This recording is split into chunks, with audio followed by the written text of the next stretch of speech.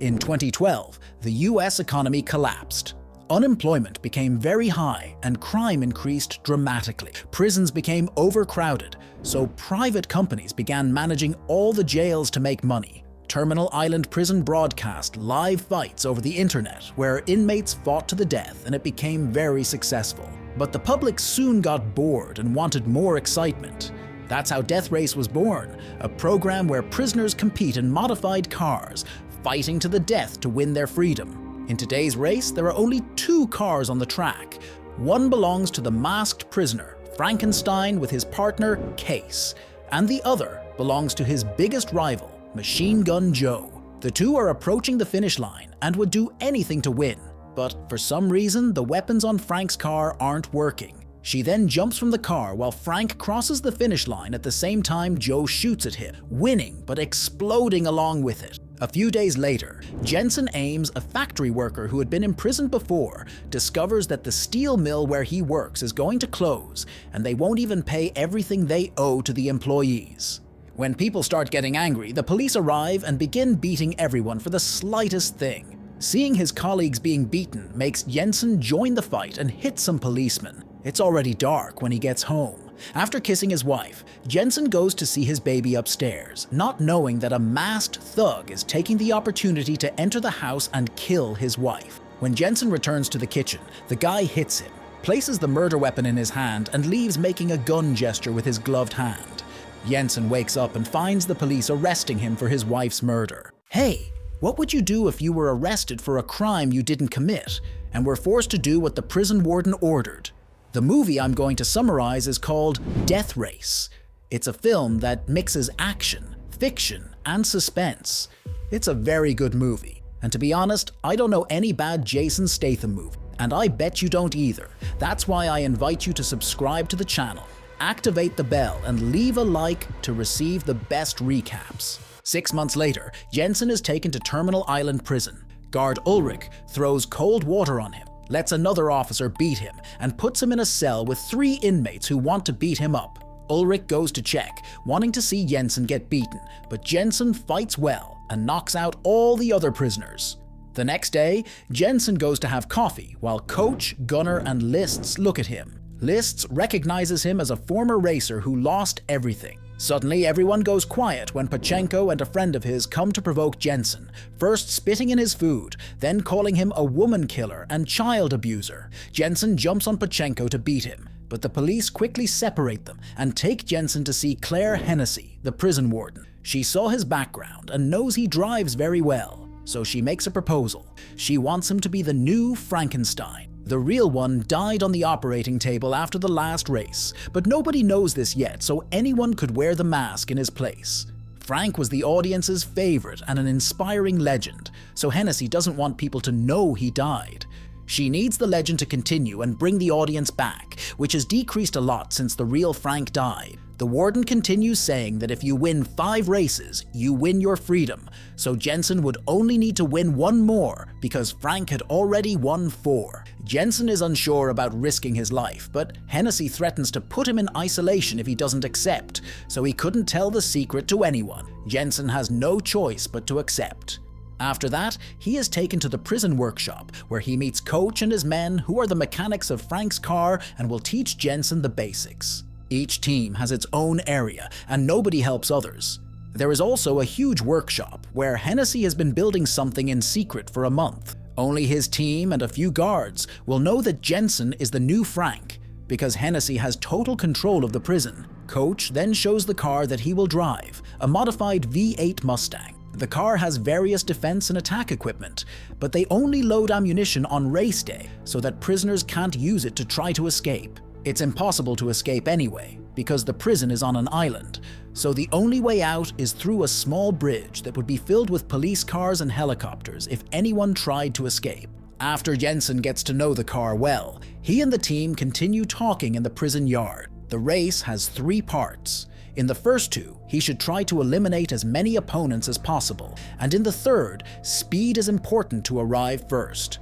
All drivers have a navigator, who are women brought from the women's prison. The only exception is Joe, who prefers to have someone from the team as navigator. The reason for this? It leaves many questions in the air, Lists then begins to tell Jensen about the most important drivers, who are all in the yard with. There's 14K, a guy from the Chinese mafia, Hector Grimm, a certified madman who adores Hennessy, Slovo Pachenko, leader of the prison's Nazis, and Travis Colt, a famous former NASCAR driver who fell on hard times. The conversation stops when Joe and his team arrive to provoke Jensen and send a message to Frank saying that this race is just between the two of them. At that moment, a van brings back some prisoners who were doing work outside, and Jensen notices something strange on their wrists. They have GPS tracking bracelets, and seeing this makes him realize that the man who killed his wife also wore one. When the day of the first part of the race finally arrives, Jensen receives Frank's clothes, mask, and even his ring to wear. And just his appearance brings back everyone who had stopped watching the show. The women arrive by bus from the women's prison, driving the prisoners crazy since they only see men around. Coach tells him not to talk to the other drivers because Frank didn't talk. It was part of his mystery. But he can take off the mask inside the car because the windows are mirrored, and Case also knows the secret. While preparing, Jensen asks why she's in prison, and she says she killed a police officer because he was a terrible husband. The race begins shortly after, and since the weapons are only activated on the second of 3 laps, the beginning isn't very violent, even though the drivers still try to push others off the track. Thanks to Case's knowledge of the place, it's easy for Jensen to fight for first position with Joe, managing to pass him when Case shows a shortcut he can take. It's then that Hennessy activates the shield and weapons, which are sensors on the ground that a driver needs to drive over with all wheels to activate the car's equipment. Soon everyone is shooting on the track, and when Hennessy also activates some death points, Grimm kills a minor driver by throwing his car against it. He also makes Joe fall behind after throwing oil on his car, but loses the race when 14K pushes him off the track with a missile and Joe runs over him. Meanwhile, Jensen manages to activate the weapons, but the machine gun jams, so Case climbs onto the hood of the car to fix it, causing others to shoot at her. Jensen drives so well that he manages to avoid all the bullets, and Case returns to the seat safely afterward. Jensen steals a defense from Colt, but just like what happened with Frank, none of his defenses work, and the rear shield won't hold much longer. Luckily, Jensen has an idea right then. He has Case release the napalm and sit on his lap so he can launch her seat with the napalm. It's Colt's car that gets hit, and now that it's covered in napalm, Case throws the car lighter at it, setting it on fire and taking him out of the race. With Colt out, Jensen goes to fight with Joe again for first position, but gets distracted when Pachenko makes the same hand gesture that his wife's killer made before leaving. Joe takes advantage of this and pushes Jensen's car back, making him arrive last, while Pachenko finishes first. 3 drivers died, and 6 continue to the second part. After the race, Coach and his men check the car and see that the equipment is working properly, which doesn't explain why they didn't turn on when needed. Jensen goes to talk to Hennessy to say he won't race anymore because he knows that Pachenko killed his wife, and all this was set up to put the blame on him so she could have a new driver to replace Frank. She doesn't admit it, but shows a photo of his daughter and the foster home where she is, reminding Jensen that he needs to cooperate if he wants to see his daughter again. Unable to do anything about it, Jensen returns to the yard where he talks with Coach and asks why he doesn't have a number. Coach explains that technically he's no longer a prisoner. He got parole 3 years ago, but couldn't go through the gate. The world had changed too much, and he preferred to stay with the races he already knew. He also doesn't believe that Jensen killed his wife. Later that night, while working on the car, Jensen sees Pachenko passing by and decides to follow him to his workshop, where he is caught by Pachenko's team. He punches Jensen a few times before grabbing a heavy tool to crush his head, not caring if he has Hennessy's protection, but is stopped by Lists, who stabs him in the back with a pen. Jensen takes the opportunity to grab a piece of metal from the floor and pierce his captor, then knocks him out along with his friend before going after Pachenko. He punches Pachenko, throws him around, and beats him with various boxes until Pachenko admits that Hennessy ordered him to kill his wife and Ulrich was the one who took him there.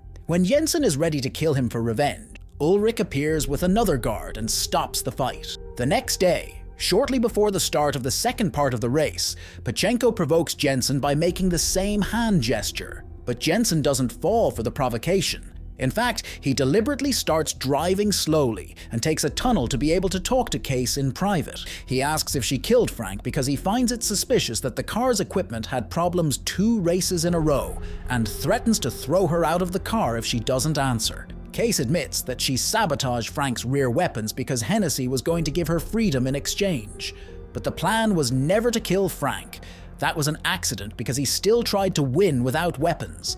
Hennessy's plan was to make him lose to keep him in prison, racing for the audience.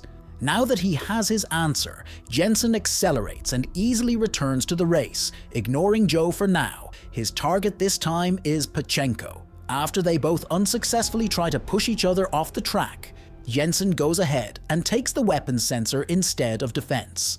This confuses everyone because the weapons are at the front of the car, so Jensen surprises them by suddenly turning the car and shooting at Pachenko while driving in reverse.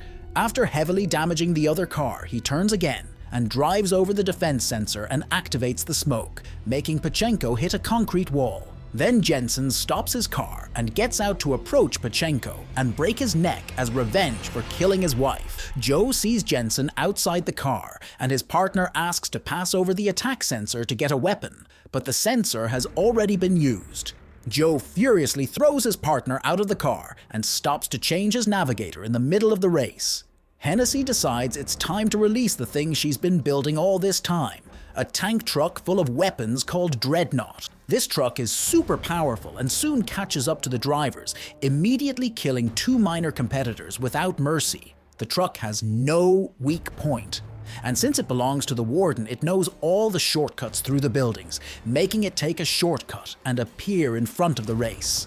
The Dreadnought slowly kills 14K's navigator before catching his car with chains and shooting at it until it explodes, so only Jensen and Joe remain. There's no way they can beat such a monster without a good plan, so Jensen asks List to connect his radio to Joe's car, and they agree to work together. They surround the truck with their cars, doing their best to avoid any attack, and when a trap appears in front of them, each one drives over it with 2 wheels, getting the 4 necessary to activate it. This makes the trap rise and the truck hit it. Now the second part of the race is over, and Jensen and Joe will be the only drivers in the third. Later that night, Joe goes to Jensen's workshop to say that his voice sounds a lot like Frank's, but doesn't insist on answers.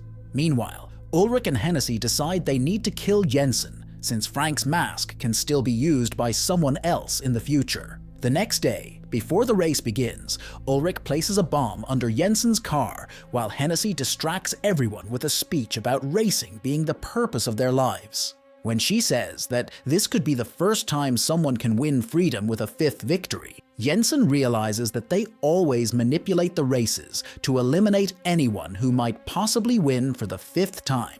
And that's why no one has ever succeeded before, which means they won't let him win today either. Coach hears this, and when they can return to the workshop, decides to show Jensen a very important detail in a video of Grimm's death. This gives him an idea to make a plan, and he asks Lists to put an extra half-gallon tank in his car before going to Joe's workshop to ask for his help again. While Jensen is changing into Frank's clothes, Hennessy visits him to deliver his release papers and make a new offer. If he wins, she wants him to stay in prison and continue being Frank because the track is where he belongs. She says he's not cut out to be a father, and an ex-convict couldn't give his daughter a good life, so choosing to stay would be a great act of love. Jensen goes to the race without giving her an answer, but keeps the release papers in his pocket. When he gets in the car, Case tells him that Hennessy also spoke with her and asked her to stop Jensen if he was about to win, but he's not worried about it. As soon as the race begins, Ulrich starts controlling the sensors, so they only activate when Joe passes over them. He shoots at Jensen as soon as he can, damaging the rear shield so much that Jensen decides to release it, but Joe easily avoids it, having learned the trick from when Frank did the same thing.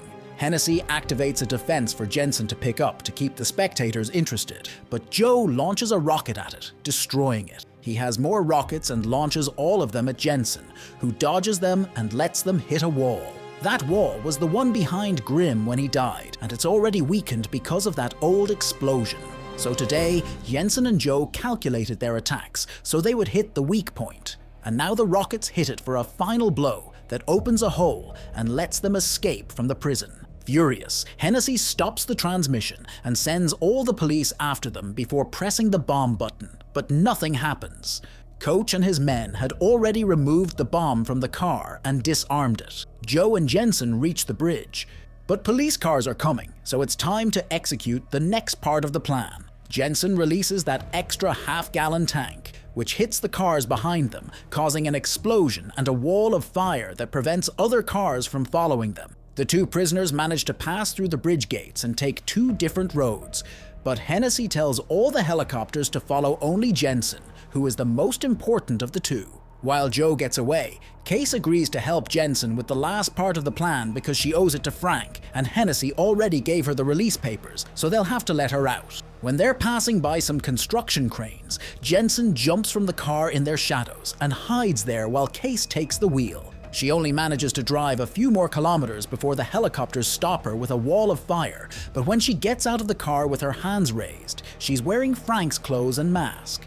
Since most people don't know about the identity swap, the police arrest her and take her back to prison, leaving Jensen to escape and meet up with Joe to catch a freight train together. Back at the prison offices, Ulrich says that the audience is at an all-time high and congratulatory gifts are already arriving. Hennessy opens the gift box he brought and finds the bomb that Ulrich had placed under Jensen's car, which then explodes, killing them both. Outside on the track, you can see Coach pressing the button that made the bomb explode. 6 months later, Joe and Jensen have made a new life in Santa Rosalia, Mexico. They work together as mechanics in their own shop, and Jensen has regained custody of his daughter. Case also visits them after her release. Papers are finally approved, bringing with her a race car for them to take a look at. And so the movie ends. What rating would you give this movie? Write in the comments, and don't forget to activate the bell to be notified of new summaries. So until next time,